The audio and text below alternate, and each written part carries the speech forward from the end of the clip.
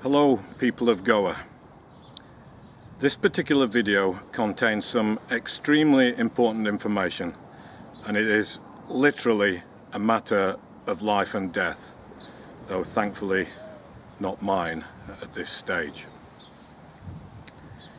I've taken a legal opinion on the content, and for that reason I'm reading from note prompts, which I'll also place in the info text below this video. Please share the video widely. I'm not doing this for my own personal fame or glory. I'm speaking out in this way because these things need to be said, and I can do so from a place of relative safety.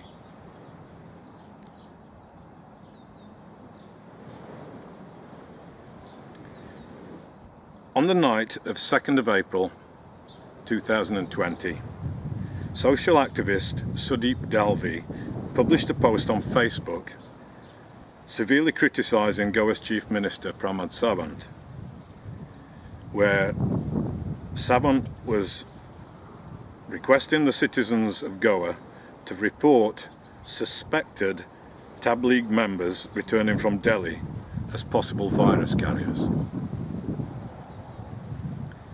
Within 24 hours, Panjim police arrested Dalvi and charged him with section 505 subsection 2 for inciting hatred and ill will between two communities, a non-bailable offence which was quite contrary to the very nature of his original Facebook post.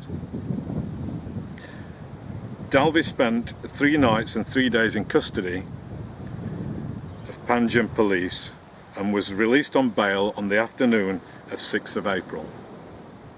Since his release, the charge sheet has not been filed and the hearing is yet to commence.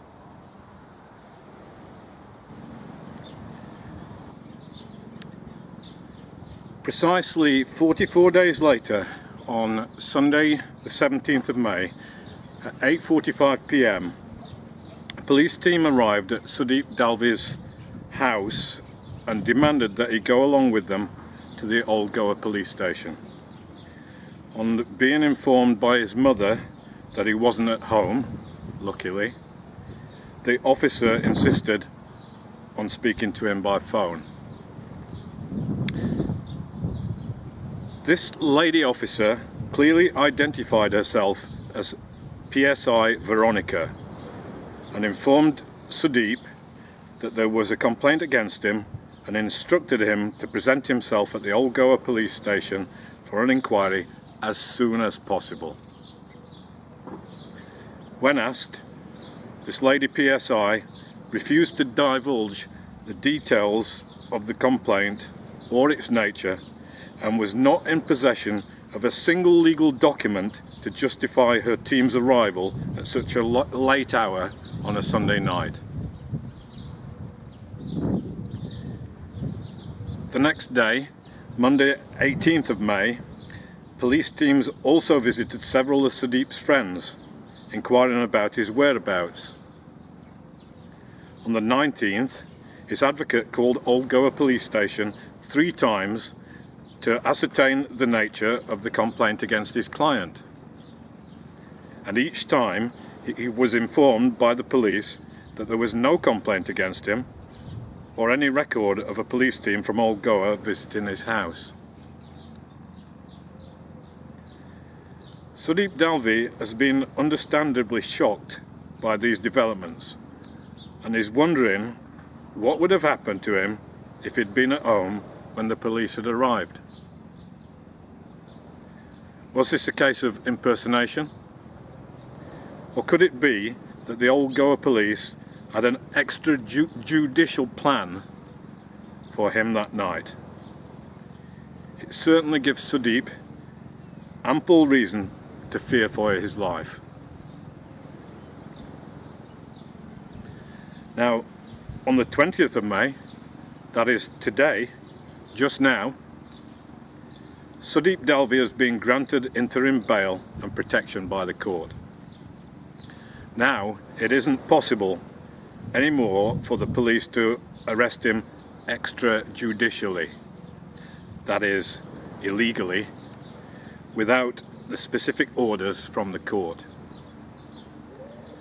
But for 3 days he suffered like a fugitive, was chased like a criminal and hounded like prey by Goa police. For what?